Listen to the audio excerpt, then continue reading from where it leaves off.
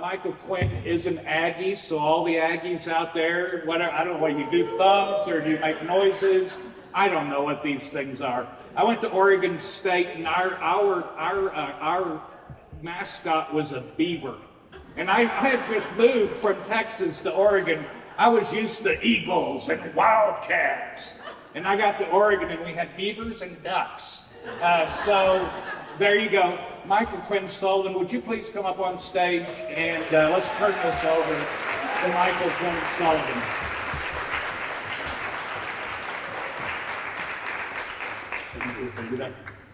Well, thank you all for letting me be with you this evening. Spent a few minutes with y'all. I think Matt said I've got 6 hours. Is that right? Yeah. Six and a half. Great, fantastic. No, nice to be with y'all here for a few minutes this evening. Talk about kind of where we are in history, and more importantly, look at what I would contend we should be doing as we make history. Texas Scorecard's been around since 2015. I am going to do something dangerous here. I'm contemplating what the table can hold me. I had a whole lot of ice cream last night, so I probably not going to suffer the table. Instead, I'll see if I could maybe hand these to this nicely. And these are a couple clipboards. If you'd like to get on our email list, just put your name, email address on there. If you're already on our email address, our email list, just scribble something nice. I like to see hands moving as you're, that kind of thing. Good for my ego.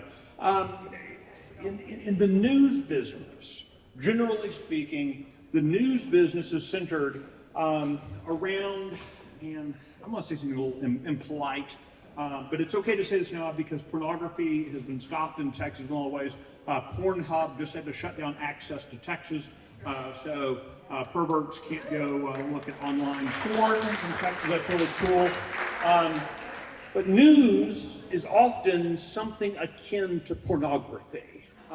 Where so much of the kind of clickbait kind of news that sits out there, which exists to get you really riled up and mad and angry and screaming at the television, and they want that to continue, so you'll sit through the commercials for the new adult diaper model, the latest pharmaceutical product, and some food supplements, and of course, silver and gold bullion sold by some actor you vaguely remember. And then stick around for your next hit of dopamine, the next hit of some outrage thing, and they want you stuck on your couch. That's not what we try to do at Texas Scorecard. We believe that the only reason for us to exist is so that you as a citizen are informed so that you can be more engaged. I don't want you sitting on your couch watching the next episode of whatever show we've got streaming on our iOS and our various other platform video stuff. I don't want you to do that. I want you to miss emails from me. I want you to miss episodes of The Headline with Brandon Waltons and Sarah Gonzalez show. I want you to miss those things because you're out actually changing the world. News should exist to inform you so that you can be better engaged. If news is not informing you and implicitly showing you how you as a citizen can be more effectively engaged in your community, then get rid of that news source.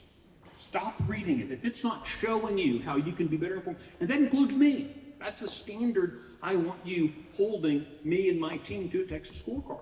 If we're not actively encouraging you to be more engaged, taking actions, then you need to delete our website off of your browser. That's the standard we can hold for all news media. And often in the news media, all of us get kind of sucked into this idea. Everything is blown out of proportion. Everything's the biggest, everything's the worst, everything's the best. And there's some trepidation, and I write about this a lot, about my frustration with kind of the overhyping in the media. So with some trepidation, I'm going to say the following words to you. The past week has been unprecedented and historic. Absolutely insane. I've been observing Texas politics for 30 years in the newspaper business, for a brief period as a political guy, think tank guy, and now with what I do at Texas Scorecard. And I've never seen anything like we saw on Tuesday night. absolutely earth-shattering.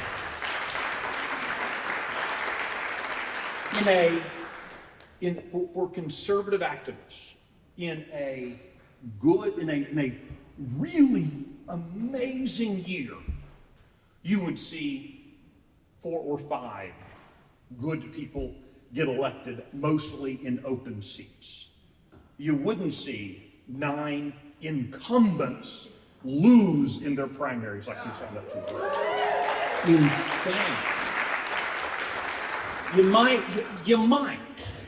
might if you've been a really good little activist and you've prayed to your statue of Ronald Reagan and you've said your devotions to the kneeling Barry Goldwater or whatever you're supposed to do, that maybe you might push a couple of scuzzy establishmentarian rhinos into runoffs. Instead, we got 9 of the suckers going into runoffs, including the Speaker of the Texas House.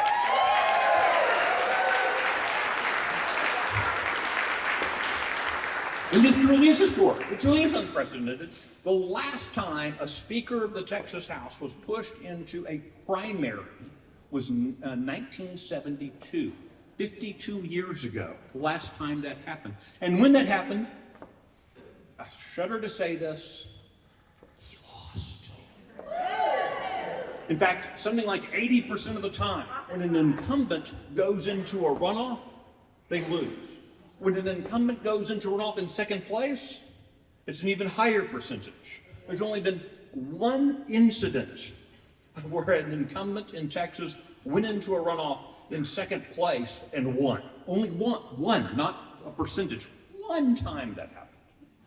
Unprecedented. And you've got not only the Speaker of the House came in second, but several of his lackey rhino Republican incumbent state reps also found themselves in second place going into the runoff. Unprecedented, historic.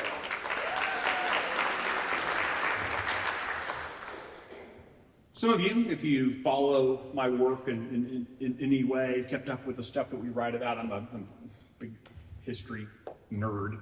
I'm reading right now a wonderful book about the history of Ireland. It's really cool. It's called, you might be surprised, it's The History of Ireland. That's generally what you find in my Kindle or those kind of things. And it's a really nice book. But I love history. And so, historic things happen, right? That's why you have history books. Duh, he's an Aggie. Come on, who knew?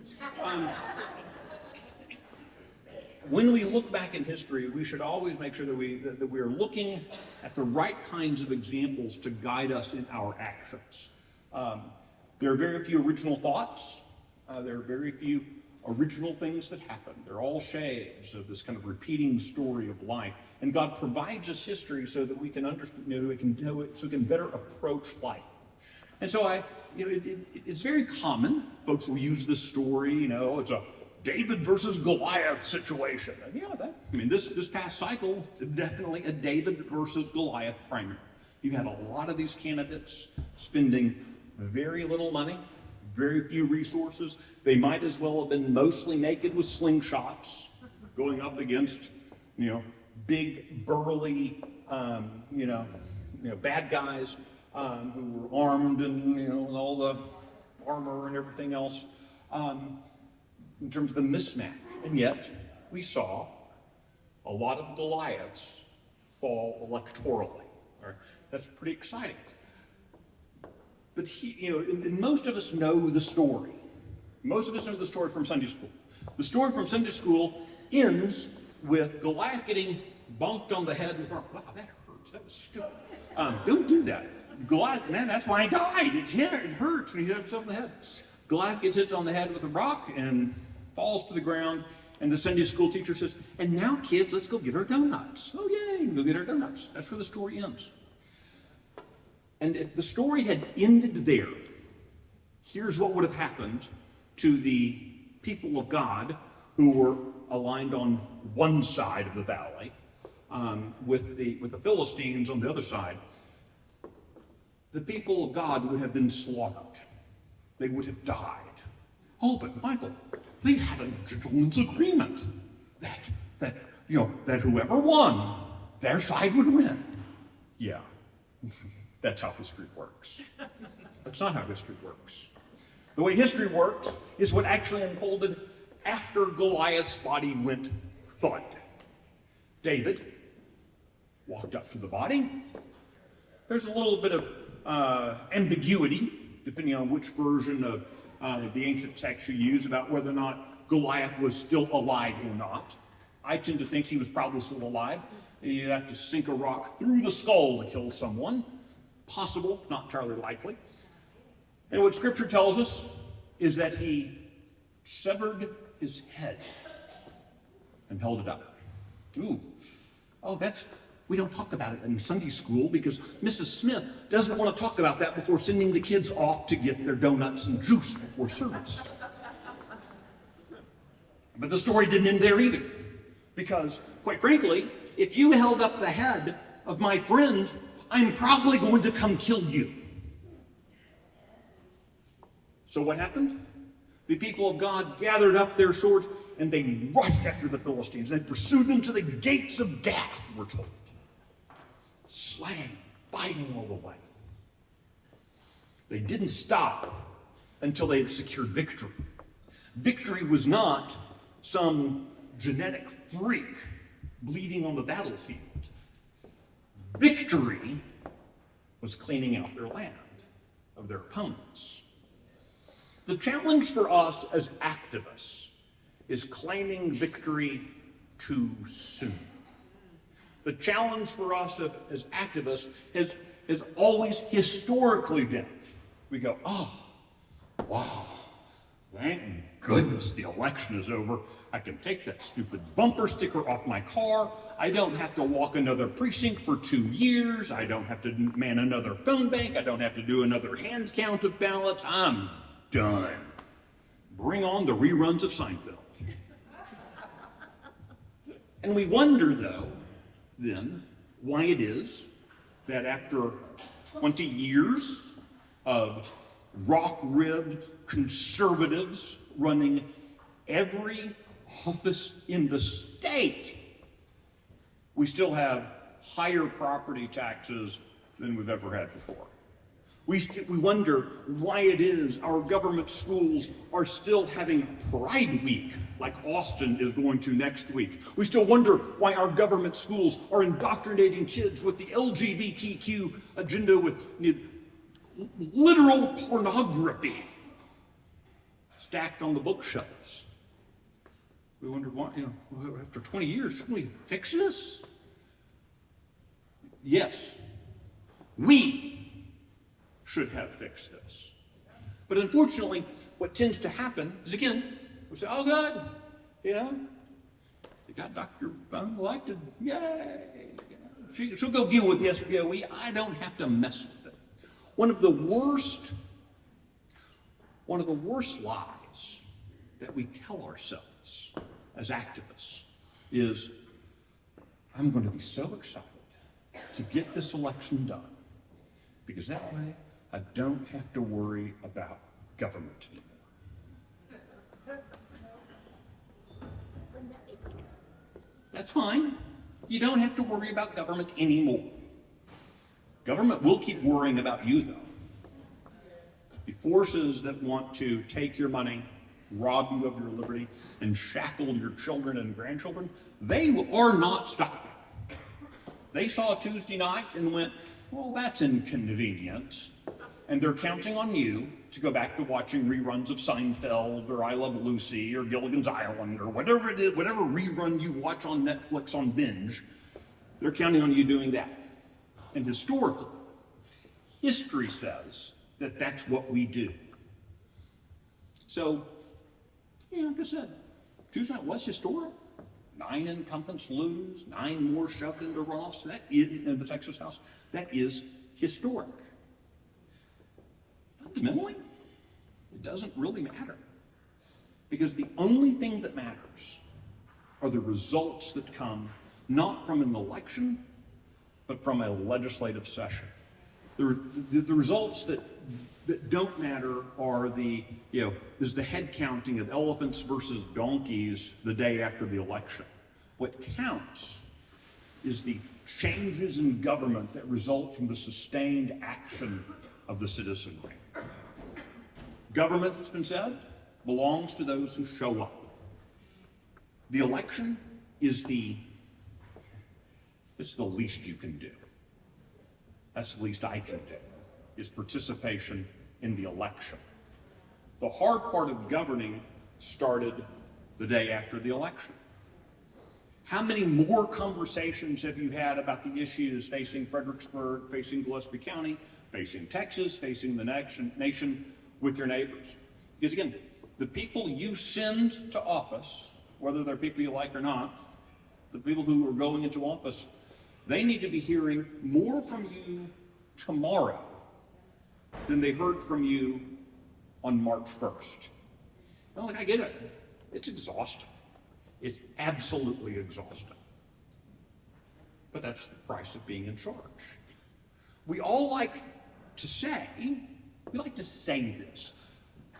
The evidence of history tells me that I'm not sure that many of us believe this, but we like to say this. We like to say, well, in our country, the citizen's supposed to be in charge. We like to say that. But then we also say, well, in polite company, we don't talk about religion or politics. No, duh.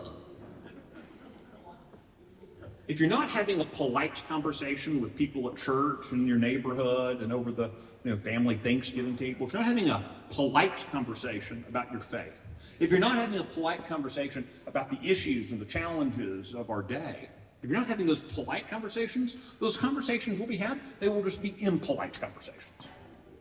That's why I would argue the tone of both politics and religion is so strident, is not because it has to be, but because we have bought into the lie that says that we don't have polite conversations. Oh, I don't want to offend Uncle Billy because, he's the family Democrat. Well, then Uncle Billy needs to be shown the truth.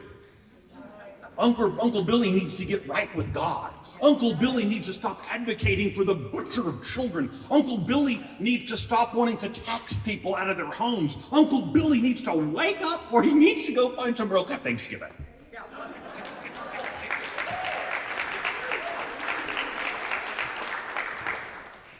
I admit that that's not as satisfying as taking your burnished steel, burnished iron, early Iron Age sword and running Uncle Billy through with it. But hey, we're a civilized people. You and I have to be more committed to active and effective engagement if we're going to make the changes that have to happen to save our republic. And we're at this really weird historic place. Our nation is entering, it's actually well into the phase where large nation states collapse. Maybe we collapse. Maybe that's what happens. I don't know. I'm an Austrian economist. I don't predict the future. I do look at history and I look at trends, and what I see before me though is our nation is different. Our republic is different. The Republic of the United States, the Republic of Texas are different. Founded on slightly different ideals, slightly different principles, doing slightly different things. Over the past 100 years, we've tried desperately to allow the left, allow the progressives, allow the establishmentarians over to unravel that, but it's still there. By the grace of God, it's still there. And so we have this unique opportunity where we're standing close to the edge, but we haven't gone over. We're standing close to the edge, but we haven't fallen down the ravine yet. So the question is, what are we going to do differently? I look in Texas over the last 20 years, and yeah, it's really cool for us to beat our chests and say, oh, we're a super Republican of our state. But yet, other states let the victims of the transgender ideology, once they hit adulthood, sue the quack doctors who chopped off body parts and sterilized and everything else. In Texas, we don't allow that. Republicans don't allow that. In other states, we see real efforts to reduce tax burdens. Like, I mean, this horrifies me to say, like Oklahoma has done more tax relief than Texas. And Oklahoma, most of them don't have a full set of teeth. And yet they're able to do tax reform, right? Again, because too many of us, too many of our friends, too many of our family have said, oh, phew, thank goodness that election's over. Now I can stop worrying about government. I've done my part. Let me encourage you to take a look at the issues facing Fredericksburg, facing Gillespie County, facing Texas. I mean, here at Fredericksburg Tea Party, you folks have spent 15 years putting into practice this idea of constant engagement. I had a dear friend give me a buzz back, would have been mid-February, lives up in Washington, D.C., which means he's an idiot. And he says, Mike, what is this I'm hearing that you've got a county in Texas where the Republican Party is they're going to hand count their ballots? And I said, and my response was, because I sometimes miss some of even our stories, they don't stick in my brain long enough. I said, oh, I don't think that's true, but maybe, you know. Sure enough, here's Gillespie County. I call him back and say, yeah, no, here's the story. One of our guys wrote about it. You know, they're going to push through and do this. And this guy who, claims to be a Republican, claims to be a conservative, claims to actually be concerned about election integrity. He said, oh, well, they're not going to be able to do that. It's just, everything's so complicated. It's so big. I'm looking at the numbers there. That county can't possibly do that. They just want to take days. They're going to stab each other in the counting room. It's going to be a lot. I mean, even me was like, well, I don't know. You're the expert. I don't know. So when y'all finished your hand count, at about the same time, everyone using their, Apple 79 Mark 9 provided by Gates and Zuckerberg or whatever, it got done about the same time, without apparent problems. A lot of people went, oh, no. Because good examples are devastating to the other side. Examples of citizens who stand up and say, not only do I want you to affirm this as a candidate, but I'm going to do it as a citizen. That's terrifying to the forces of the status quo. That sends shivers up and down their spine on issue after issue after issue after issue. Now, when citizens say, I'm not going to let you feed me your political tableau, I'm going to demand results, and I'm going to start doing it. Our founding fathers envisioned us as a self-governing republic. And what that means is we don't have a foreign potentate. We don't have some, lucky sperm club member who gets to be the king, until some kid knocks him off or whatever. We're supposed to be where the citizens are in charge, right? As a self-governing people, it means we actually have to start governing ourselves. That means doing the hard work. And y'all have demonstrated on numerous issues. Been successful sometimes, you haven't been successful sometimes. But that's not the point. The point is you've been doing it. I firmly believe, as a Christian, I'm not called to be successful. I know there's a lot of, kind of the, wealth and prosperity people. Oh no, you have to be rich to be a child of God. Or treasure for someone else. I'm not called to be successful. The only thing that you and I are called to be is faithful. You and I are called to be faithful in what we do. You and I are called to be faithful in our relationship with God. We're called to be faithful in our relationship with our family. We're called to be faithful as citizens. For 100 and you go back to you start seeing this in about 1850. theologians, probably, divinity students or something, start saying that the correct way in the United States to read Romans 13, that's the chapter of Romans where Paul says to submit to those in authority, is we have to read it just like we were still living in England, just like we're living in some other kingdom where the president is our king. That's a pretty convenient narrative when you're the Speaker of the Texas House, when you're the Governor of Nevada, when you're the divine potentate of Washington D.C. That's a great narrative to push out, but it's contra-historical, because the correct way for us in our governing reality to read Romans 13 is that we're the governing authority. And the people in office are our servants. I mean, there are some of our servants who have a lot to answer for when they stand before the throne of God. But you and I, who keep endorsing the bad behavior, are going to have more to answer for because we are the kings. We're the ruling, governing authorities in the context of Scripture. Yeah. You and I have to start taking far more seriously that idea. You and I have to make sure that with every breath we are faithful to our call, our relationship with God, our relationship with family, and to our call as citizens. This last election, this March primary, was radically historic, but will only matter depending on what you do tomorrow. This last election, March 5th, was stunning. On March 6th, you had a bunch of wailing and gnashing of teeth coming out of the Austin Club in Austin. They're still a little dazed.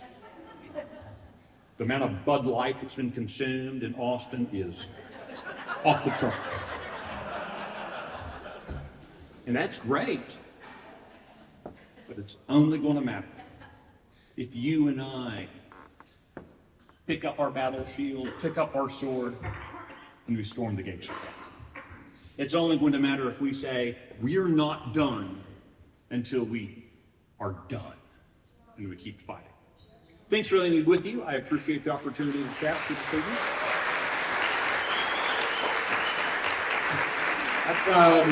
Matt says I haven't bored you enough and he wants me to yap longer. So if you have questions about things on maybe some races you were following or issues you're concerned about, I'm happy to try to do my best to not answer your question, but instead talk about other things I want to talk about. So so any questions, or if I bored you? I think I bored them with submission, Matt. This is fantastic. Oh, no. No, not yet. Talk to us about the speaker's race. I think if Phelan loses this runoff, that does not make David Covey the speaker. That's right. So yeah. let's just kind of be clear about that and talk to us about what you know about the speaker's race and where it starts. Yeah.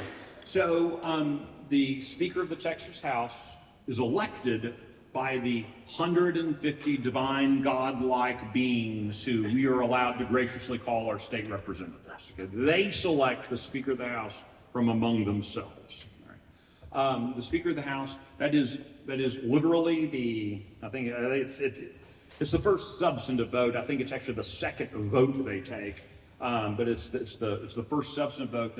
Each member of the Texas House takes is voting on the Speaker of the House. I would suggest to you that Dade Phelan will not be they're making Michael doesn't make predictions about the future. I'm pretty confident saying this. Dade Phelan will not be the Speaker of the Texas House in 2025. He will not be. Now, that does not mean that I think Dade Phelan necessarily loses his re-election. All right. But you're not going to find this in the state constitution. You're not going to find this in the volumes of state statute. You're not going to find this in the rules of the Texas House. But the number one job of the Speaker of the Texas House is for the Speaker to protect the other members, particularly the members of the Speaker's party. That's the number one job. And what we saw on Tuesday night was that Dade Phelan could not protect his tennis shoes from his dog. And every member of the Texas House saw that. You're not a committee chairman who loses your primary to a barely funded, housewife and have a strong speaker, right? Those House members, they're sitting there saying, Dave Phelan left us out to dry. They're, no matter what they say publicly, what they're saying privately, what they've said to me and others, is Dave Phelan did not do his job as Speaker of the House.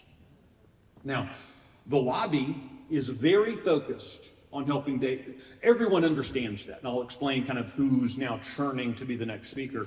Everyone's in it. That does not mean that they are giving up on Dave Phelan being reelected, because what the lobby, what the Democrats in the Austin lobby, what the crony establishment, Republicans, what they can't have is Dave Phelan lose his primary runoff. Because if Dave Phelan loses his primary runoff, that says, do not answer Rick Perry's phone call. That says, do not take a meeting with Dick Weekly of Texans for Lawsuit Reform. Do not get anywhere close to the Associated Republicans, all the different little lobby groups and guys who kind of surrounded Dave Phelan and propped him up.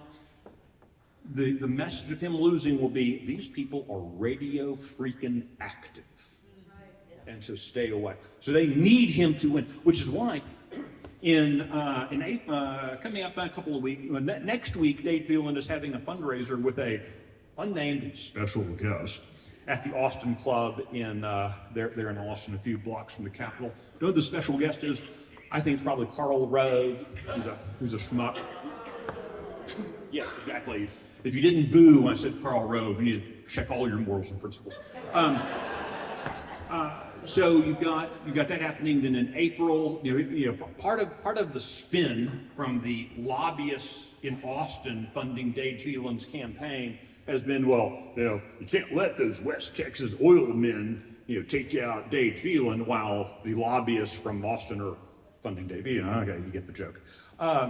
But in Dallas, a billionaire is hosting a fundraiser for Dave Phelan, in which you've got kind of the who's who of kind of the left-wing Republican lobby. You can go to our website, TexasScorecard.com, and read, kind of see the list, that kind of thing. It's just it made me throw up a little bit. I read the list after I had lunch. I didn't feel very good. My tummy got a little unsettled. It made me want to go kick something. But anyway, so they're working hard for the appearance of working hard, so that maybe Dave Phelan can squeak out a historic, when it would be historic. I've already noted. Coming second, you ain't winning. If you're an incumbent, you ain't winning. Okay. 60% of the primary voters have already said they want someone else. Thank you very much. And the who else is a tripling detail at that point. So maybe he wins the re-election. He won't be Speaker. Dave Phelan and his predecessor, Dennis Bonnen, one of the most unethical men to ever serve in the Texas House of Representatives. Dennis Bonnen, Dennis Phelan, whatever. He spent one session as Speaker after spending his entire adult life in the Texas House. Got to spend one session as Speaker, and then he was taken out because of a bribery scandal that I was a part of. He was trying to bribe me, which is kind of fun, by the way, but anyway, talk about that later. Here, I'll make great beer. I'll talk about that story over beer. But after this Phelan-Bonnen coalition that has existed in the Texas House for the past 4 or 5 years, they are struggling to find one of their own to put into the speakership. 2 names have already cropped up. Both these guys are making phone calls to the members and to some of the guys who won on Tuesday.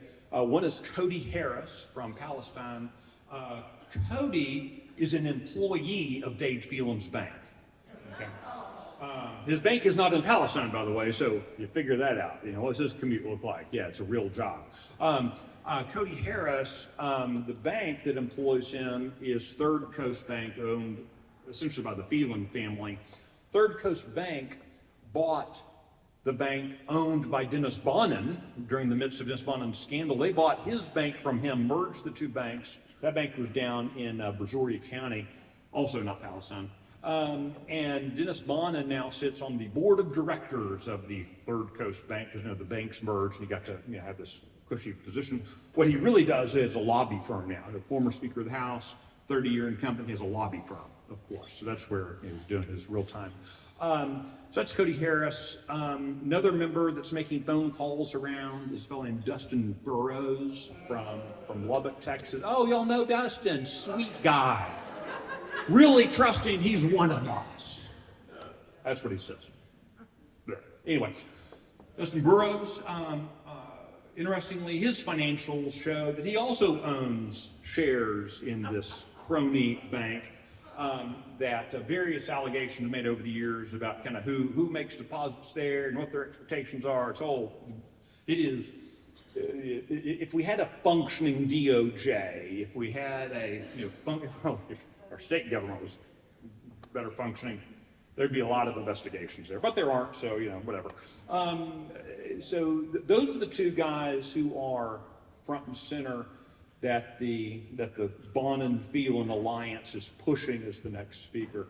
And look, that would be old boss meet this new boss, same as the old boss, right? Those two guys, either one of them. Right now is time. You need to. I would humbly suggest to you, your state representative who won re-election, whether you liked her or not, whether you had her opponent's yard sign covering your yard and, all over bumper stickers and everything else, she's still theoretically your employee. And I would recommend she should be getting postcards from all of you saying, hey, we expect the next Speaker of the House has zero ties to Dave Phelan and Dennis Bonnen. Let her know your expectation for the Speaker of the House. What's that? Oh, is Wes Riddell at this area? No. Yeah. Wes Riddell's a great guy. I'm so excited about Wes Riddell. He's fantastic. But look, I think that but having those conversations with every one of the state reps, whether a good guy or a bad guy or somewhere in the middle, doesn't matter. Setting that expectation, they know that they're being watched. They should be hearing about that not only on the speakership, but on Democrat chairs of committees, on property taxes, on school reform. They should be getting a constant stream of communications from their boss. If tomorrow I just walked in and said, Brandon, I noticed that you're wearing blue jeans, you're fired. That would, because that's all I wear, blue jeans. That would be kind of capricious of me. It would be kind of wrong with me. It would be even more so if I had never communicated to Brandon that he needs to not wear blue jeans. And this is one of my ongoing criticisms of we as activists and conservatives as well. My state reps just know what I think. My congressmen just know what I think. Well, did you tell them? Well, no. Well, then you're a bad boss. You're the guy who walks in and fires someone for something they never told their employee to do. Right. That's a bad boss. You and I have to treat our role as citizens as if we are good employers. Make sure you communicate to them. Let them know. Don't assume that they know what you expect of them. And that does have an effect. If nothing else, you start a nice little paper trail record with your legislator. Some of y'all will remember this. We covered it. Ellen Troxclair, 6 days after the impeachment vote of Ken Paxton, she's at the Austin Club doing a fundraiser with Dave Phelan. She started hearing from constituents telling her that they were not impressed by her relationship with Dave Phelan. So you get to October, someone sends an email, Alan, I was one of your campaign people. I'm really disgusted you're hanging out with Dave Phelan. Her email to him was, I've never done a fundraiser with Dave Phelan. Here's the invitation from the Austin. So look, you can berate her for lying, all right? I've made fun of it. On the other hand, it clearly demonstrates Ellen Troxclair knows where the wind is blowing, right? So hearing from constituents changes behavior. So they need to make sure they're hearing from you. They may ignore you, but at least you've now set the precedent. You've now set a standard. You've now put them on notice, and it makes it less fun. A lot of these cats serving in the Texas House, Texas Senate, and Congress, for them it strokes their ego, all that kind of stuff. And if they're trying to do real work, and by which I mean they're having to take votes in contradiction to what the people who buy drinks at the Austin Club want, That makes it less fun. If they have to buy their own drink with an umbrella in it, it makes it less fun. They really want people at the Austin Club to tell them how smart they are and to buy drinks for them. And so to the extent that you put them in a position where they know, I want to vote against this thing, that's going to make them mad, vote for that thing, that's going to make them mad, it makes it less fun. And now you get to have an open seat election, which quite honestly is cheaper and all the way around.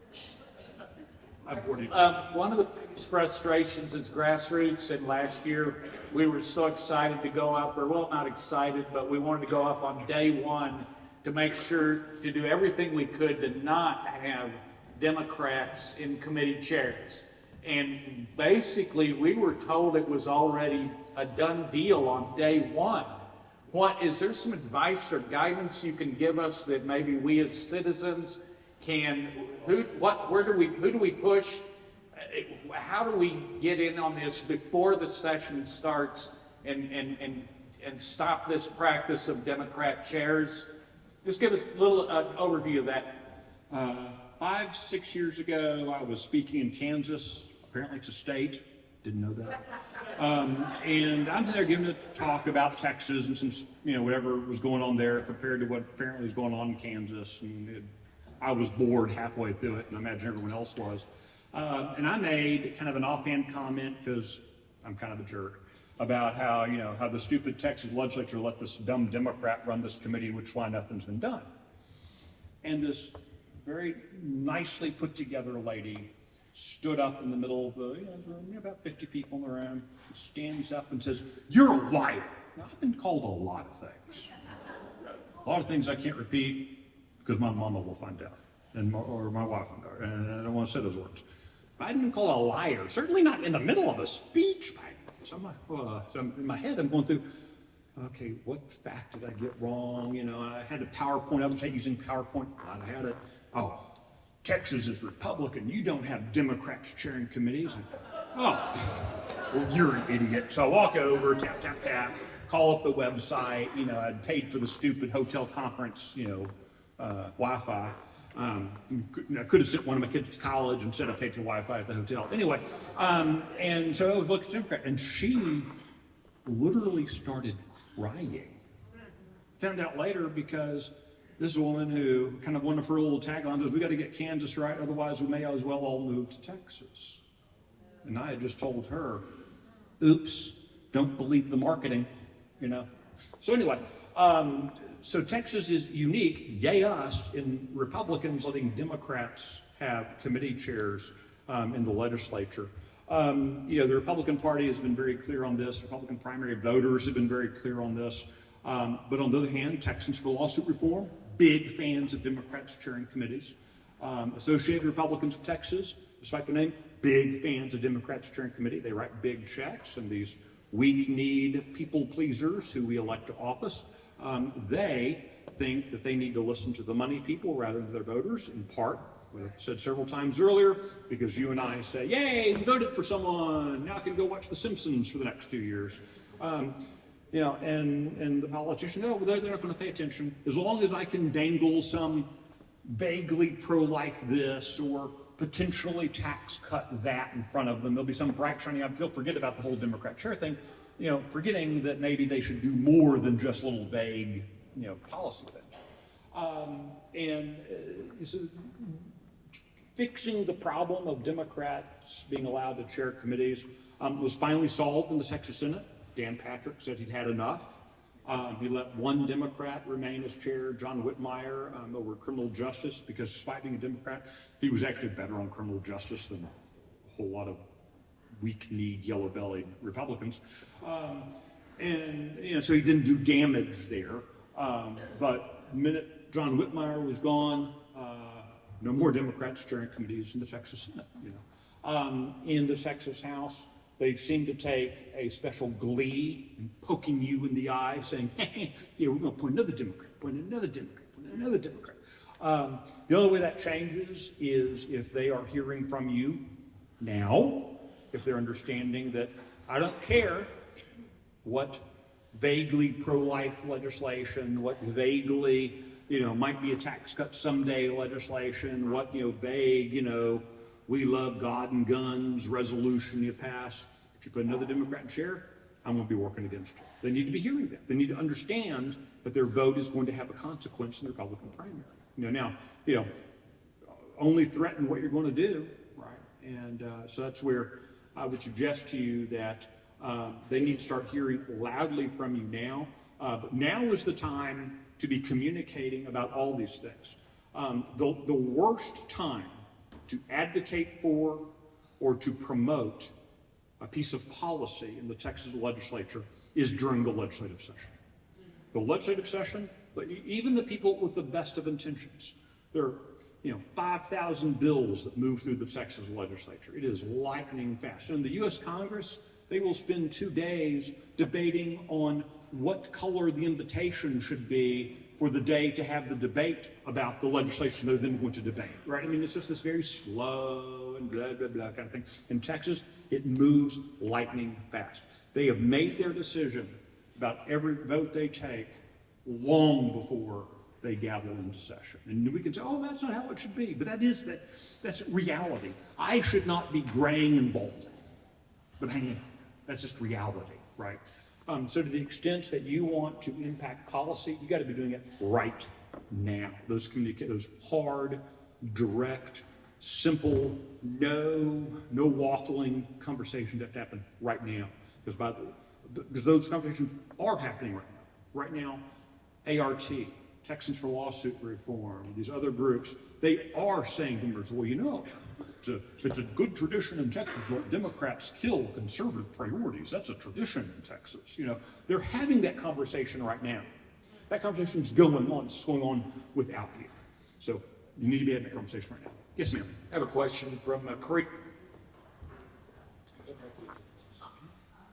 I just wanted to say that Ellen Trotzclair knew what we felt. And we told her all the time she was banned from coming here.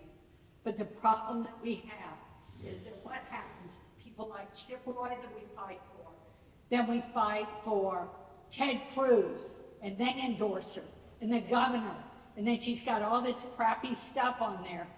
1.4 million she spent. We did everything we could, and she still gets it. And you should have seen when the governor came here. I had a sign I spent $500 for out here talking about what she did about putting Democrats in. So what can we do? We've told all these people. What else can we do? So look, I mean, the problem of rooting out these guys, and the single best thing to happen this cycle is people revealing who they are. I am a huge fan of the truth. I like reality. Again, I look in the mirror, and in my head, I'm still 24. I'm still able to run about 4.5-minute miles. I can sprint a 5K, and I can compete very credibly in marathons. In my head, that's who I am. Then I get in front of the stupid mirror and go, oh God, who brought my dad into the bathroom? But if right now I laced up my running shoes and I tried to go, sprint, do a 4-minute mile, I'd be dead. It's just reality. So if I want to get back to that, I got to work towards that, right? So reality is important to understand. So I appreciate very much that Chip Roy has now told me who he is. I appreciate very much that Governor Abbott has told me who he is. I appreciate these folks. I didn't know before. Now I do. You can't blame yourself for what you didn't know before. Now that people have told you who you are, you owe it to yourself to believe them. And you've got to weigh that with other things they've done.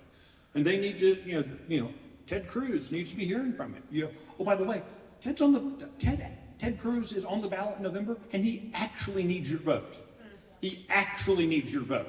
Now, you have to consider, do you want to sit out the race and take the chance of a Democrat getting elected to the U.S. Senate for 6 years? But at a minimum, you need to make him answer your question. And he's in a position right now, he needs every single vote he can get ahead of November. You and I have to make sure that we are having these communications, because what Chip Roy and Ted Cruz, Greg Abbott, and whoever else, they also were under the belief, oh yeah, they don't really care. No one said anything to me about it. No one told me about it. And I know we all think that, well, I sent an email to Chip Roy's office, so she should have known. Do you know how many emails get read in congressional offices? This many. The entire system is designed for your emails to congressional offices don't be read. Do you know how many letters folded in envelopes get read? A few more than this.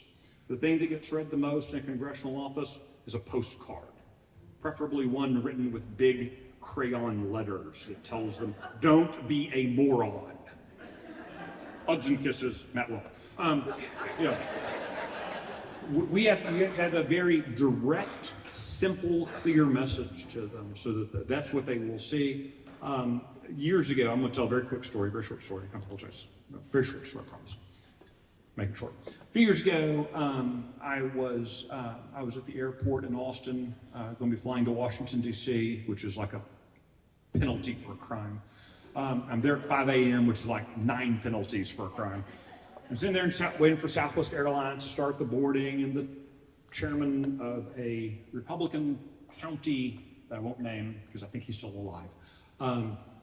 He was sitting there, my boarding pass, he had his boarding pass next to each other, and he's going on and on about how John Cornyn is horrible, John Cornyn this, John Cornyn that. At this point, I didn't have much of an opinion of John Cornyn. I mean, he's an incumbent, so vote him out. That's fine with me, I don't care. He's going on about how horrible John, and I'm going to give John, if I saw John Cornyn, I'm going to give him a piece of mind, how bad he is, he voted this, voted that, and rah, rah, rah, rah. Oh, great, you know, go, yay, take him on, take on the man. As I'm standing there, I'm 6'4", which means that I can see over most crowds. Coming around the corner from the stanchion is a very tall guy with, you know, white hair, and it's John Cornyn, and he's walking straight towards me.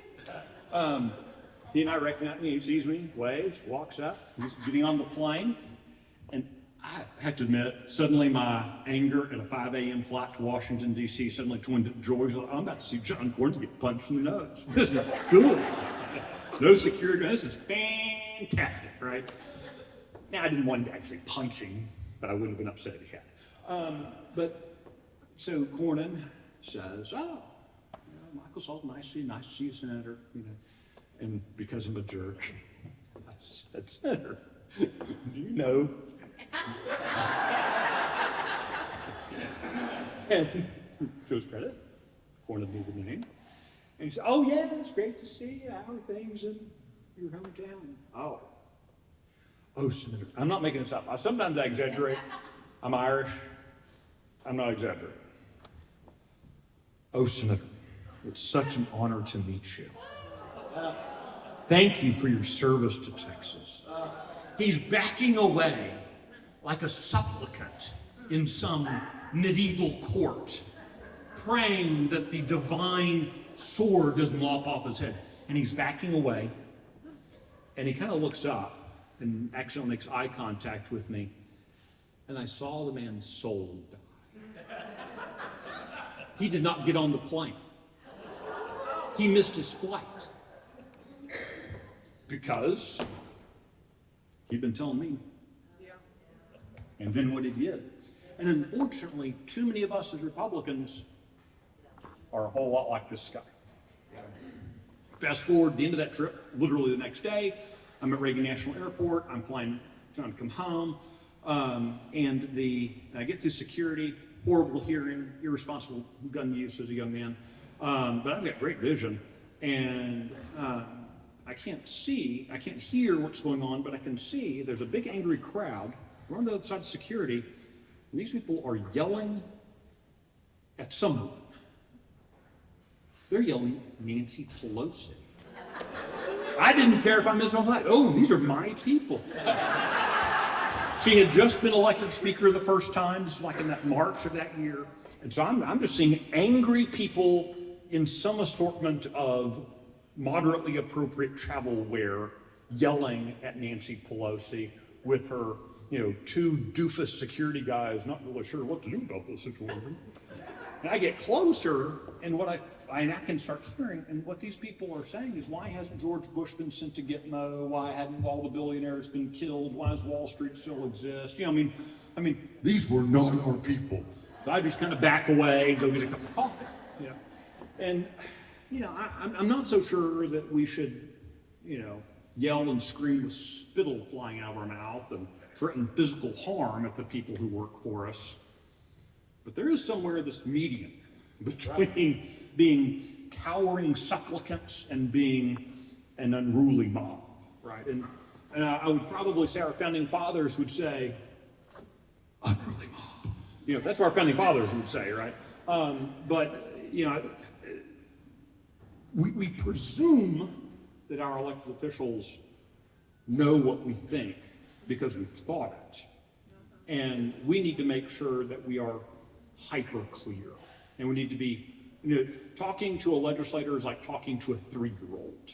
Talking to a politician is like talking to a 3-year-old. Dealing with them is like having a puppy in the house. With a puppy, when they go wee-wee on the carpet, you've got 90 seconds to swat the nose and put them outside. Otherwise, all they know is, you know, the 2-legged animal is shoving my nose in somebody's pee, and that was really dumb of them to pee right there. That's all they know. You know, and legislators, they go pee-pee on our Constitution. We got to tell them right then. Yeah. So, yes, ma'am. That was not a quick story. I apologize. But it was fun going down memory lane. So for the first time this voting period, I went to my precinct convention where we voted on referendums, and I plan on going to my county and then hopefully to state. And I feel like it's the first time I was able to physically do something that I thought maybe by voting on these referendums that it will get to state and hopefully get to the people that will make a difference, you know, that this will help make a difference. Yeah, I'm proud of you for doing that because, look, you know, again, none of the politicians will admit this. No one in elected office will admit this. But the fact is, they do keep track of who the voters are and who the non-voters are. They do know who went to precinct conventions, they know who went to county conventions, senatorial district conventions, they know who went to state senate, to the state convention. They know all of that stuff. I mean, you can know that for a small fee. You can sign up to get the list mailed to you, right? It's not a big deal to know it, but they actually track this. Why? Because if you bother to show up at your precinct convention, there's this nagging fear that maybe you're going to talk to someone in your neighborhood. If you show up at the senatorial district, maybe you're going to stand up and say something in front of all of their voters. If you go to the state convention, you might corner them at one of the dinners.